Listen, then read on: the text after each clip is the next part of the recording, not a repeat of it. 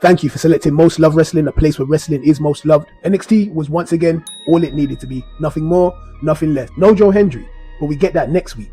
But before we get to next week, we got to talk about this week in NXT and dub 5 lucky people as the MVP. But before we get to that, I need you to put a like on this video, subscribe to my bullshit, and hit the notification bell. It helps with the algorithm. So if you like what I'm doing and believe that the world deserves to bear witness, then this is how you can make it happen. Now, this is a wrestling show, so it's only fair that we start with the wrestling. Brooks Jensen defeats Josh Briggs in a no DQ match after the appearance of Sean Spears. Eddie Thorpe snatches Lexus King off of his throne. Oro kicks the face off Ashanti. Charlie Dempsey has no choice but to help Ren Sinclair defeat Carly Bright. Trick Williams puts a whooping on Cedric. Lash Legend drops Carmen Petrovic in order to get her team to victory. The Rascals defeat Nathan Fraser and Axiom with Javon Evans, and they pin one half of the tag champs to do it. Other developments, Trick Williams makes it clear he wants his championship back.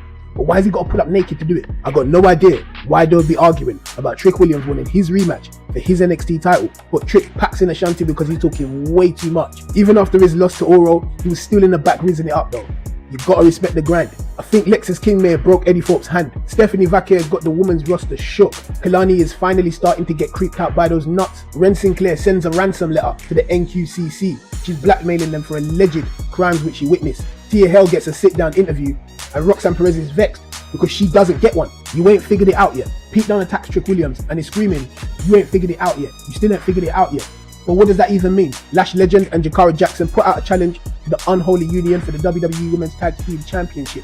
And Alba Fire and Isla Dawn did not take long to accept the challenge, so they'll be here next week in NXT to defend the tag team titles at NXT Great American Bash. Ethan is feeling mad pressed about getting pinned by Oro. He grabs a ref, brings them to the ring with him so that they can confirm that last week does not count because it wasn't counted by an official. So Oro Mensah comes out again and pins him again. This time with the free count coming from the ref. I guess it counts this time. Now All Ego Ethan Page is at the point where he wants Oro Mensah in the ring, even if he's got to put that title on the line. And General Manager Ava Raine is willing to make that happen on the week 2 of Great American Bash. 2 more matches added to week 1 of Great American Bash. Tavion Heights versus Tony D'Angelo for the Heritage Cup. And as mentioned earlier, the Unholy Union will be putting the tag team titles on the line against Lash Legend and Jakara Jackson. And next week, we got a live Joe Hendry concert. My thoughts on the show, like what is Trick Williams and Cedric Alexander really arguing for?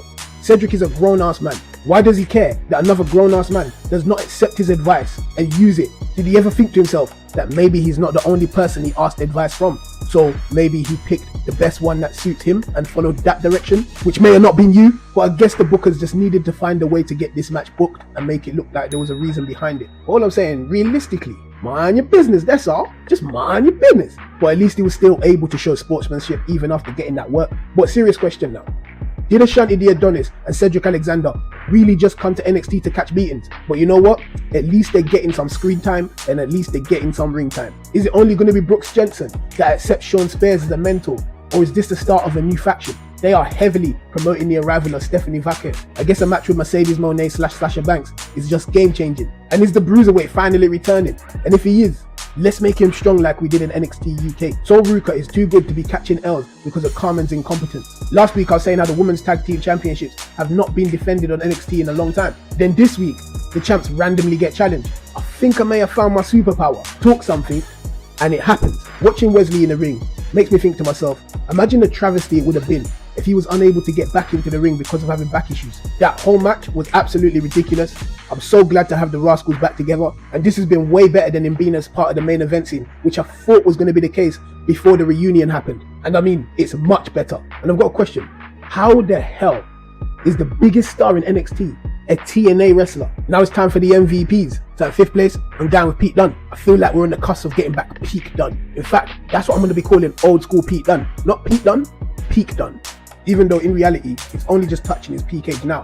And now I feel like we're getting back there with him showing that old school aggression on Trick. Honestly, I can't wait to see more. In 4th place, I'm going to go with Brooks Jensen. At low-key, he keeps killing it each and every week. And I know he's being underrated.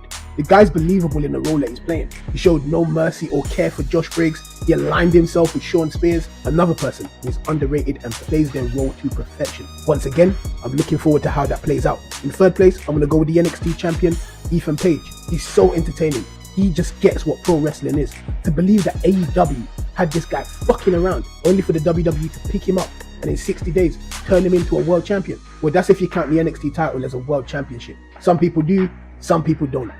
But really, Why is he so pressed about getting pinned? It's not exactly his first time. In second place, I'm going to be going with Oral Mensah. He's come out from the background into the spotlight and he's been doing well each and every week. No one can deny that. He's botched nothing, he's cutting promos, and he keeps pinning the NXT champion. Good shit. And number one, the MVP of the show, none other than Trick Williams. He took his spot right back at the forefront of NXT. He knew what he came there to do. He acted on NXT the way that I want Cody to be acting. People talk and act like they're crazy. You get right with them. None of that bag of long politicking. He smacked up Ashanti, he whooped Cedric, and he pulled up to the show naked and sweaty for some reason. Nice wisdom. But that's all I got for you today. Thank you for listening to my bullshit. Don't forget to leave a like. Remember to subscribe and leave your thoughts in the comment section down below.